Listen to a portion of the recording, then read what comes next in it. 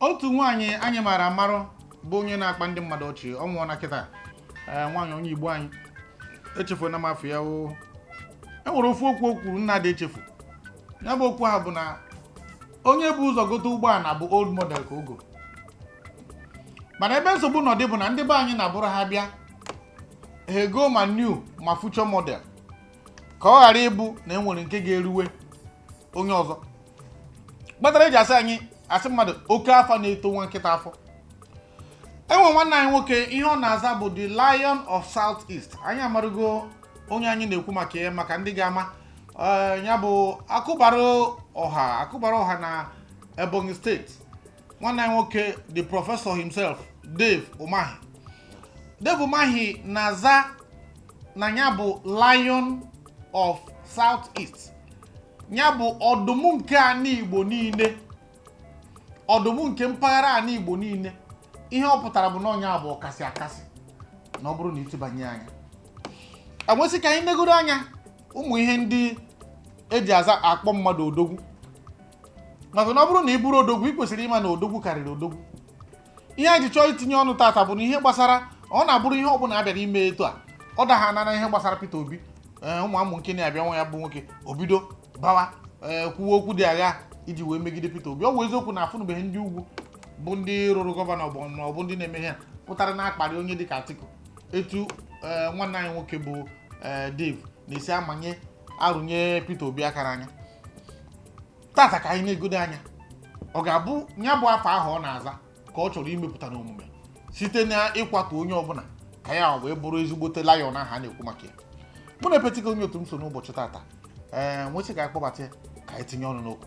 Epetike ndị Igbo onye nke m oke ete nnọọ ekene. Ajụjụ izuzu a chọrọ ịjụ bụ Dave Umahi na-aza Lion of South East. Ma m ka echiri echi na ụmụnna ka ọ bụ n'obodo ka ọ bụ ihe na mana ọ zawa gị a na-akpụ ọ dịka m ihe na-akpụ ya bụ akụbara ọha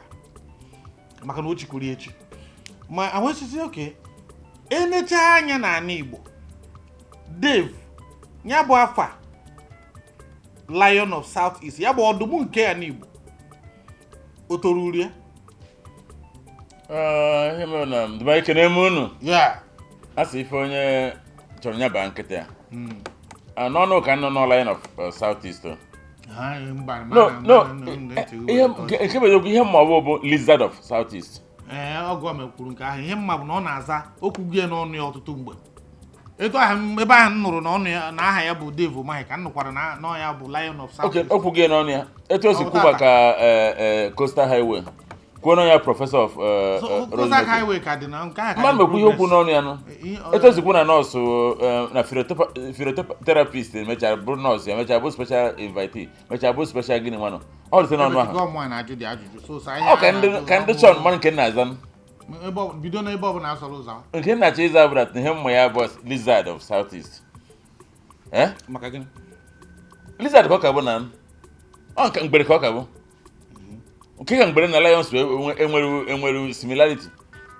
Ododisi is a dog of the South East. Ọ bụ Lizard because ọ bụ as Lizard ka o ji esi na Tinubu bụ meza ya na ha na-achọ na Biafra ha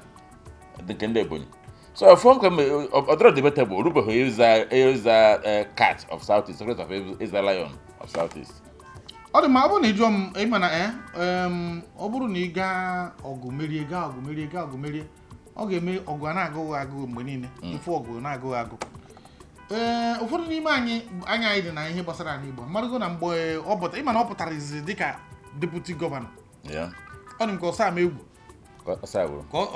ọ rụrụ deputy mgbe ahụ. Akụkọ kwuru na Sam Egwu achọghị ka ọ bụrụ ya bụ ka o teki over dịka gọvanọ mana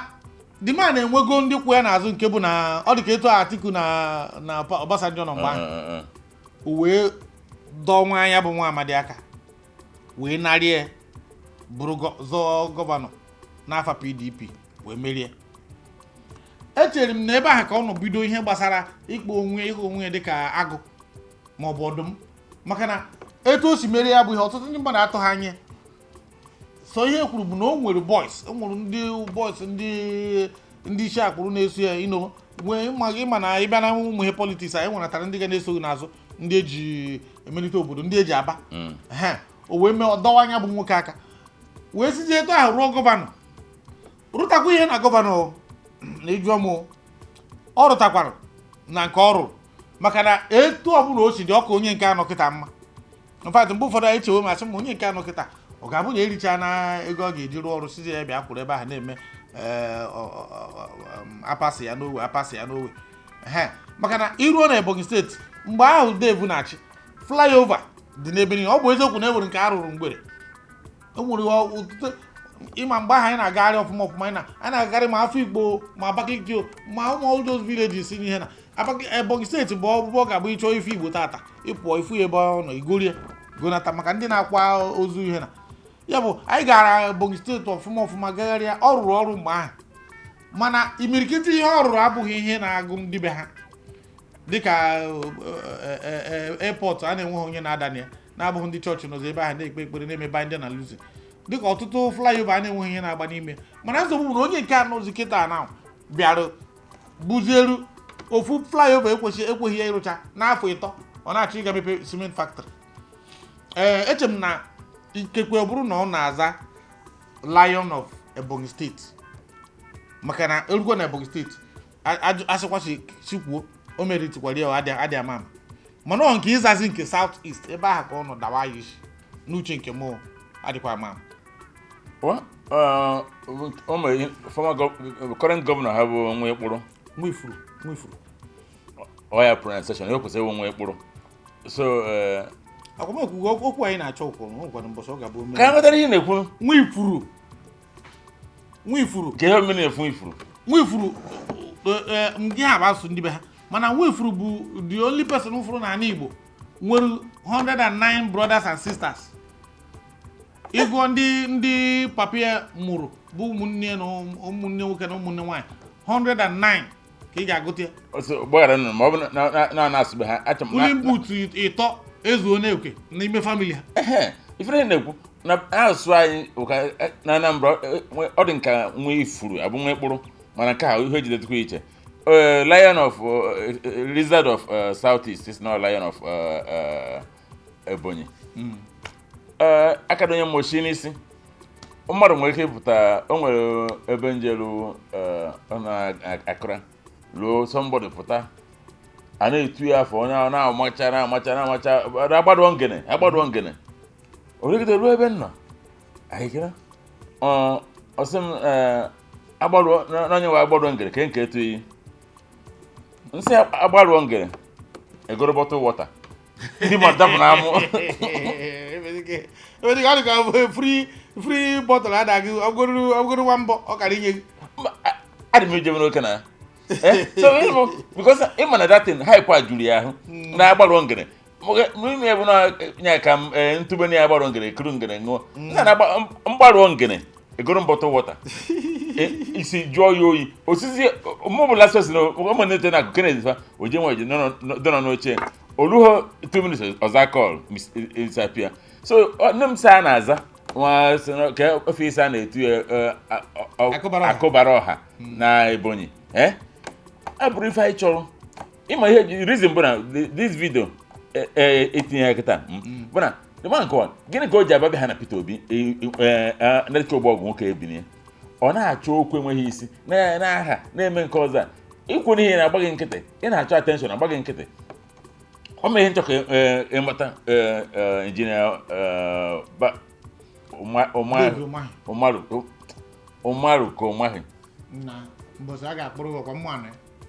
a sị ngara ije nga kịta nwa na-apụta bụ prezident injinia Umaru ụmaghị nkwụ na nkwu etokọhọ igwe ha jụkọ ọ da abụ aha gị esibe ogologo etu akị nke na movie nọ ịnọdụ sinye na Steve Ebo ịma na Steve Ebo chọrọ iru 7 feet ha bịa meshọ ha ka Amerika nọ ada emeshọ ha bụ aha ga-esibe Peter Obi gị na aha azọ Lion or Lizard or Sheep of Southeast Peter nọ onwe Peter nọ in class of his own ka m gwa gị eziokwu m ife na-eme ka ekwe na-akpụ ya Peter echiri okwute even ịnọgara one day otiri chief n'afịa chief n'afịa Maazị Mr. even Maazị nwanne sef ọ dịka si na nnukwu echiche ọ Mr. Peter Obi okwute ndị Igbo ojiho na asị na agba okwute ndị Igbo mana ndị chiri ya bụ ndị eze niile dị titled n'ala Igbo ndị gidigbam bịara chi ya na Elesekweme Square get Peter in the competition agbazina the man mgba ịkọ nwa eziokwu the more okay n'anya ugbo ni ijego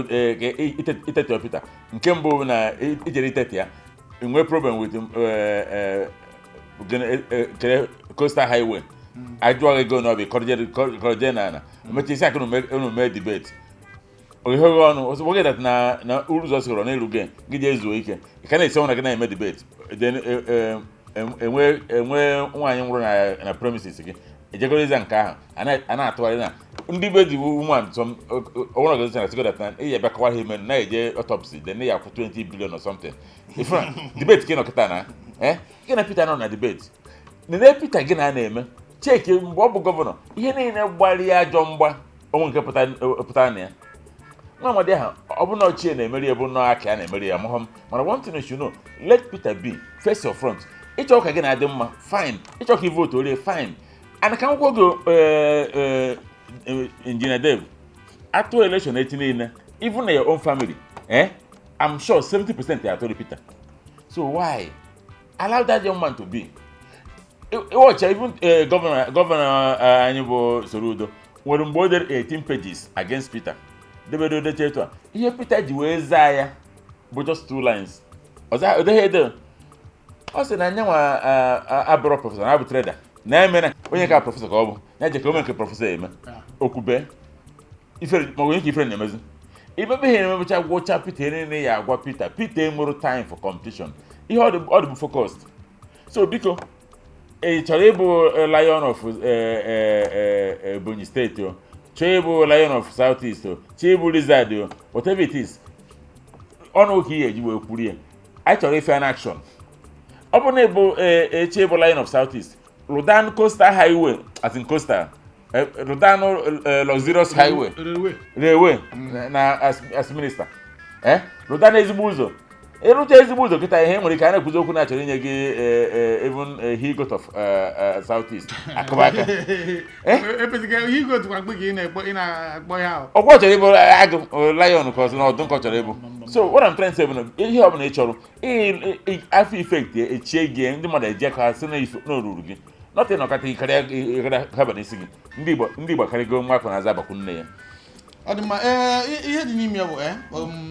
enwere eto na bụ mmadụ ga dụghata aṅụ ịgbapụ maka onye nọrọ ebe ahụ ọgbakacha gị ahụ. Ya bụ na onye ọbụla amarụgo na anyị Dave nọkwara onwe ya anyị nọrọ onwe anyị ọntụrụ ọ ga metụ Peter Obi aka ndị mmadụ wee sị mba. Ya bụ na ọ bụrụ na nchọ ịga viral kịta na ndụ kwuo m ofu ihe gbasara Peter Obi, of course ikekwe boro uju na aja bụghị wee n'isi mana nyechabeghị na a ga-ebido na Kenneth Okonkwo kama na enwere ike nke m bụ na ọ bụrụ na Peter Sizem oke m bịa akọwa ebe ihe dị eto adị eto achị asịma ihe bụ na ọ bụ allegedly bụ ihe bịa zie m ya na o ziri nnụnụ ya bịa zie m allegedly ebe ọ bụ na m amaghị onye a na-akpa allegedly na ọjọọ so zie n'ime mmụọ mgbe hapụ. So mana ihe a na-ekwu bụ biko onye akpọghị ibi onye iberibe maka na onye ahụ ị na-agba onye ahụ ị na-achọ okwu onye ahụ ị na-aga n'ebe ọ nọ na-aga atụbite okwu na-akpabite okwu ọgbachi nkịtị ịmara na ọ karịrị adịkwa ama ịmara na ọ karịrị. Ya bụ biko dịka ndị Igbo ka oru na mgbe anyị ga-eji uche anyị mee ebezike ọ na-adịkwa ya biko na ịpịacha okwu nke m maka ndị na-eche na ịzọ Peter ajọ okwu enye gị promotion nene Reno Omokri ọkụ na enyere ambassador to Mexico up to today Oruzimbo duty mgbe mbụ ka jụrụ mgbe ọ nọ ha mere nsọ sị dat na Mexico na chije World Cup na ọ makara World Cup ka a na-akwado others na-eje new ambassadors na-take over ekwughị awụwata ya na Mexico awacha na World Cup na ọ ka nọtọ na outside what it means bụ that na o nwere mmụọ ịma battle mụ Efanika Ede ọkwa ebujere South Africa asị mba na achọghị ya achọghị karịa pra ọ ka na transit ọkwa ndị gbara Peter mgba o nwere ndị ma mgbe ịgba ha mgbọ mmụọ dị na ha si eme gị ife niile Dave try go Peter ugboro na and if you go the after effect hapụ that man aka ịchọkwa bro campaign manager Tinubu just say Tinubu n'ezo mmadụ ka ọ bụ mana ha Peter aka o nwere ife mere gị ndị Igbo ndị ọzọ biko nụ Peter abụrụ our problem Peter adapụta na ọ bụ onye oso ana Igbo Peter adapụta that na ọ chọrọ ọchịchị a ọ na-apụta because na anya mmiri na-agba anyị n'ife na-eme anyị economy anyị dị in shambles ihe ọ na-abịa bụ ka o dozie economy etu o si dozie nke Anambra steeti o mechazie ya ụnụ chọkwa na-achọkwa onye ya aghasasị maka na edosi Anambra steeti nye nwejikwa aka kpọtakwa Obianọ bịa tie anyị mmanwụ mazụ ihe niile a na-ekwu na Obianọ je kpọta Dubai Taiwan na-arụgwe na-eme so biko nụ ha nụ Peter aka ka ife ose forward maka ihe na-achụ anyị maka na ụnụ megide ife ọ bụla na ndị a mezuo ebumnobi ha na be anyị arụ emekọ na anyị ekenekwe m ụnụ Ugwumba etu a ka ọ dị anụ gbana taa echi bụ nta